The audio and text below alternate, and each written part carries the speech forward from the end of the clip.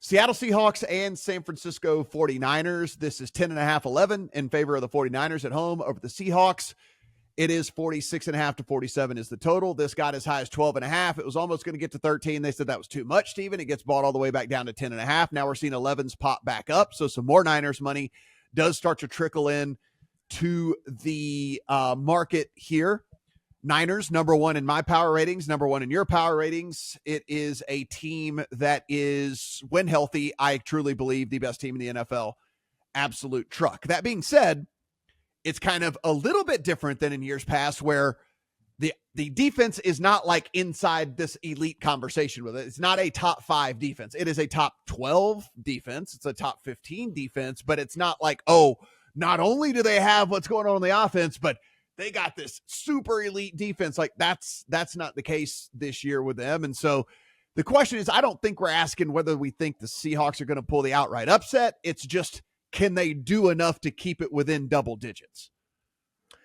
Yeah, I've watched all of these Niners Seahawks games as a Niners fan in recent years, and I've yet to see Seattle be really competitive in one for a full game. I've seen them be competitive for a half, and then they get dump trucked. So I'm just not going to be interested in Seattle here, despite how they looked in an island game on Thursday night against Dallas's defense.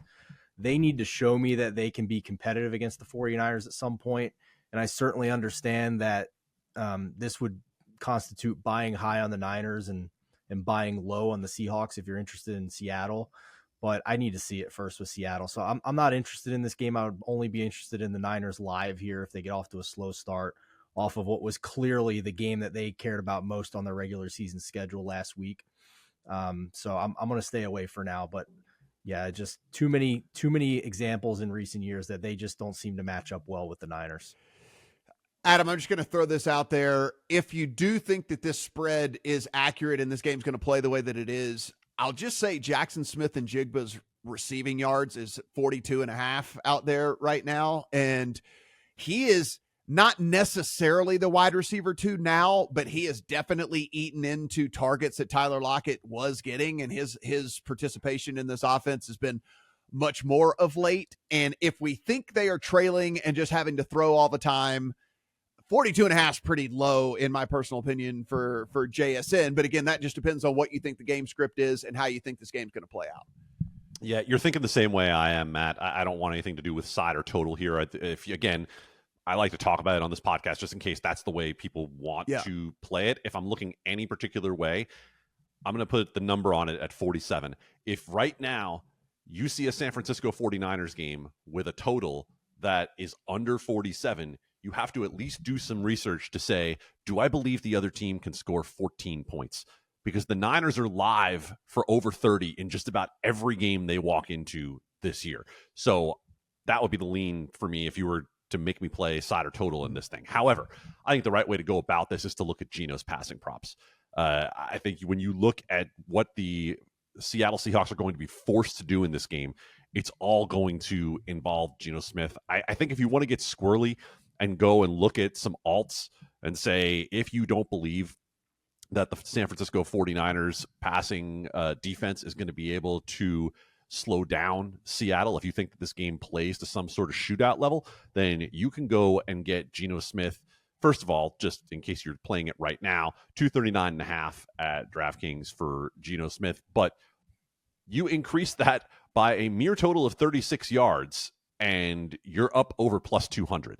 And I think there's well within the realm of possibility that the Seattle Seahawks, because they have a couple of explosive receivers, because they can throw the ball deep, and because they're probably going to be throwing the ball a lot, can get to that number. I think you can look at attempts, which are currently sitting 34.5. I think you can look at completions, which are currently sitting 21.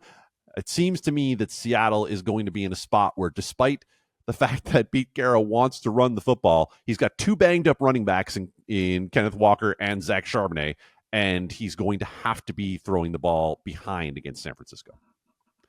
Yeah, the pass attempts is really intriguing to me. I just did my quick little napkin math projections, and so I would come out closer to 39, considering how I have the game script going and how this, to me, seems like the game state is going to go. So I think there's a decent little edge on 34.5. So I certainly would be looking towards the over on that as we look for reference in a shootout last week in which they were having to kind of go score for score. And we think, hey, look, they're going to try to have to score to keep in this game with the 49ers. He threw 41 times against the Cowboys last week. So I like the over 34.5 for sure in that one.